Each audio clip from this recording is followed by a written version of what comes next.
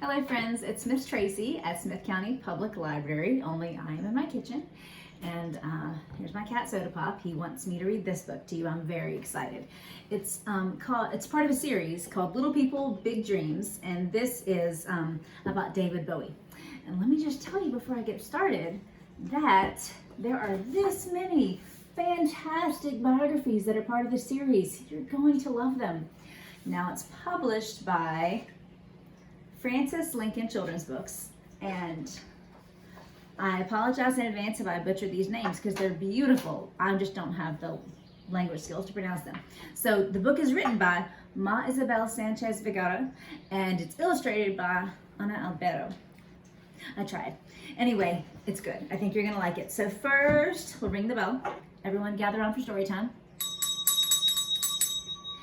And then we sing our song. You put your hands together like this, so you're not talking anymore, and you click them forward like so. Then you open and close them like a book. Read, read, read a book, travel anywhere. Worldwide you decide a book can take you there. You might wonder why I'm reading a biography of David Bowie, but that's the beautiful thing about this series. They're all written like easy books, but they're just wonderfully factual. You're going to like it, at least I hope you will. And I think you'll learn something new. I know that I did when I read this book. Little David lived with his family in a tiny house on an ordinary street in London, but he had ideas that would take him out of this world. So you can see there's a family, and you can probably guess that is little David Bowie right there, reading a book about a UFO. Looks like he's got an imaginary friend that's an alien. I'm not sure how, real that is, but I like it as part of the story. At school, he loved music and dance. Get out the way. Music and dance class. He had a real talent for singing, and his dance moves were from another planet. His teachers had never seen anything like it before.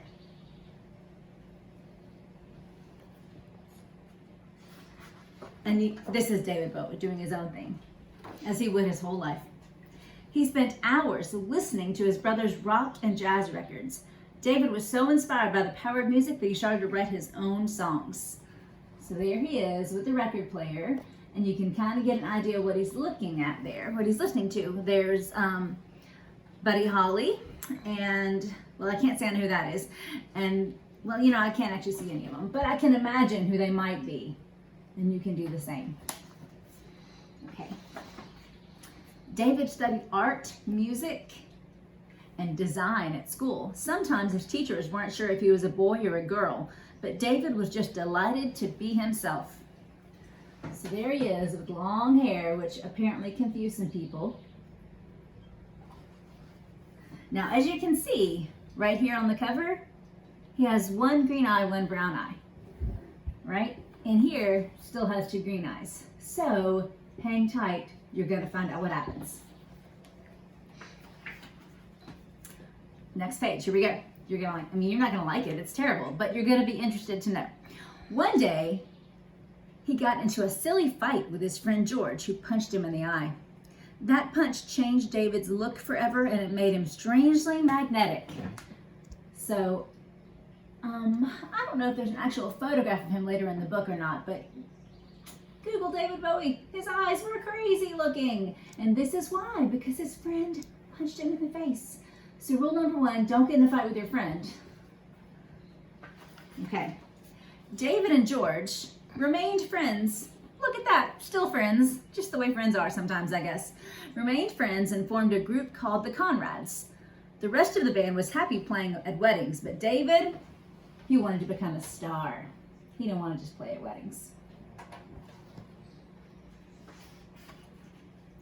He jumped from band to band, looking for a chance, dreaming that one day all the lonely kids on planet Earth would sing his songs out loud.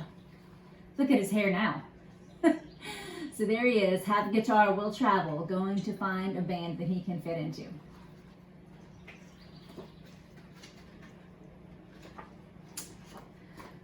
David knew that a great singer needed to be a great performer too.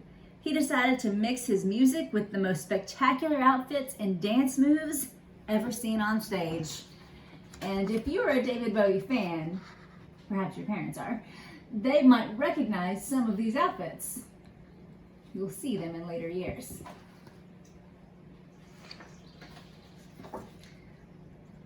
David wrote a song about a lonely astronaut, and it became his first big hit. The whole world listened to his song on the day the first man walked on the moon. It's a really good song, too. It's a really good song. I wrote my own version of it today. Not today, this year. It was great. Anyway, it's a wonderful song. Next, David transformed into an alien rock star called Ziggy Stardust. The coolest space invader this world had ever seen. Dressed as Ziggy, he finally made it to superstardom. Now that is a crazy outfit, isn't it, guys? Crazy. He was all about the showmanship. David wasn't sure where he was going from there, but he knew it wouldn't be boring. He kept reinventing himself, and that's what made him David Bowie. Now, I noticed on this page that how I knew David Bowie as a kid is not pictured here, and that's from the movie Labyrinth. Great movie. He was the Goblin King. For more than 40 years, he kept exploring new galaxies filled with futuristic sounds. He inspired generations of fans to find their own voice and to be different.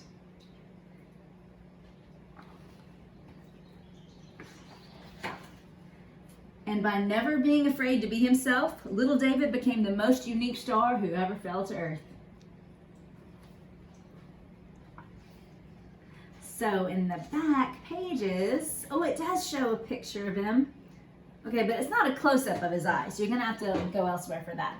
But can you see, there's kind of the timeline of his life. And you could zoom in perhaps and see what his eyes look like in real life. But that's David Bowie. And when the library opens up again, you can come and check out these other books. We don't have all of them because we don't have that much money, but we did buy a few of them. And I've read at least 4 of them that are really great. One of my don't see here we have is Dolly Parton. And I know you all know who that is. Anyway, come to the library soon, whenever we're open. Check out some juvenile biographies. They have become my favorite kids' books in the whole library. I learned so much from them. And I hope you learned a lot today. Bye, friends.